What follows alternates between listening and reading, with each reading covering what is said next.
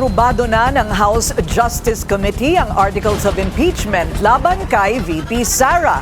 Unanimous ang naging boto ng mga miyembro ng komite. Narito ang agenda report ni Isaiah Mirafuentes, live nag-uulat mula sa Batasan. Isaiah, ano na ang susunod na hakbang sa Kamara? Yes, Corina, kagaya nga ng inaasahan, magtutuloy-tuloy na hanggang sa plenaryo ng Kamara ang impeachment ni Vice President Sara Duterte. Yan ay matapos tapusin kanina ng House Committee on Justice ang kanilang huling pagdinig sa pag-aproba ng kanilang committee report. Makalipas ang mahigit isang oras, inaprubahan ng House Committee on Justice ang report kaugnay sa impeachment ni Vice President Sara Duterte. Let it be placed on the record that 55 out of 55 Justice members physically present manifested their support to the approval of the committee report, to the attached resolution setting forth the articles of impeachment as amended. The chair therefore declares the motion unanimously approved. Kalakip rin ito ang resolusyon na naglalaman ng articles of impeachment na imbis na 7 ay naging 4 na lang. Pinagsama sa report ang 2 verified complaints na naglalahad ng iba't ibang batayan para mapatalsik ang bise. Kabilang dito ang paglabag sa konstitusyon, bribery, graft and corruption at betrayal of public trust. Iakyat na ang mga dokumento sa plenaryo para pagbotohan na ng mga mambabatas base sa itatakdang schedule. Sa kabila naman ng mga ugong na unti-unti na umanong nalalagas ang bilang ng mga pabor sa impeachment, tiwala pa rin ang ilang miyembro ng Justice Committee na lulusot sa Kamara ang mga reklamo.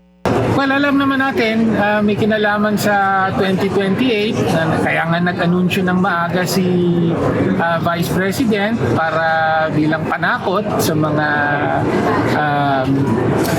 precisely sa mga kongresista sa panahon ng impeachment.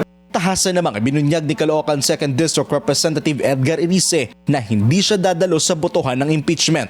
This is about partisan politics. This is about destroying your enemies, using instrumentalities of government to persecute a political opponent. Kapag nagkaroon na ng schedule sa plenary, kakailanganin ng 1/3 na botong pabor sa impeachment o katumbas ng 106 para tuluyan ng ma-impeach si VP Sara.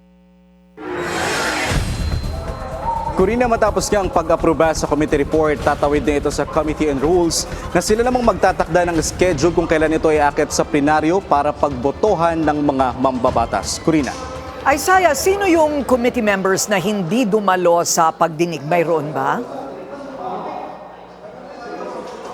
Corina, yung naging resulta ng boto kanina ay 55-0. Ibig sabihin, unanimous ito. Ibig sabihin, walang kampe sa Duterte na mga dumalo sa pagdinig kanina. Kapansin-pansin, Corina, nitong mga nakaraang pagdinig, no, lagi natin nakikita si Congressman Rufus Rodriguez na siyang minsang kadalasan nagtatanggol kay Duterte, maging si Congressman Bong Suntay, which is kanina ay hindi natin nakitang dumalo sa pagdinig. Corina. Ayun, okay. Pero kahit na dumalo sila at sabihin nating hindi nila inaprubahan, marami pa rin, mas marami pa rin ang bumoto para sa impeachment. So, Isaiah, ano naman yung 3 inalis na articles of impeachment at bakit nga ba tinanggal? Sa katunayan, Corina, hindi natin masasabing may tinanggal talaga doon sa articles of impeachment. Diba, nung una nga sinasabi, meron dapat 7 na articles of impeachment pero ginawa na lang itong 4. Sa paliwanag sa atin ni Representative Laila De Lima, walang inilis kundi ito ay pinag-isa lang yung mga mukhang magkakapareha. So, ginawa lang nilang mas concise, mas concrete yung mga detalye para daw pagdating sa trial sa Senado ay hindi na sila mahirapan pang magpresenta ng mga ebidensya at mas magiging mabilis ang proseso kung kakaunti na lamang ang laman nito, Corina. At may iba pa bang mga revision sa committee report? Corina, kanina base sa pagpakikinig natin sa pagdinig, maliban nga doon sa idinagdag ni gustong ipasama ni Representative Laila De Lima na detalye kaugnay nga sa pagiging bahagi ni Vice President Sara Duterte sa ilang mga negosyo, ay si Representative Chel Jokno ay may ilang mga revision na pinabago, pero hindi ito mga lubhang malalaking revision, Corina. Ito ay particular lamang sa grammar o ilang mga terms na gusto niyang mas maging specific at para daw mas madaling maintindihan ng mga mambabatas, even ng mga senador na tatanggap nitong articles of impeachment. Corina.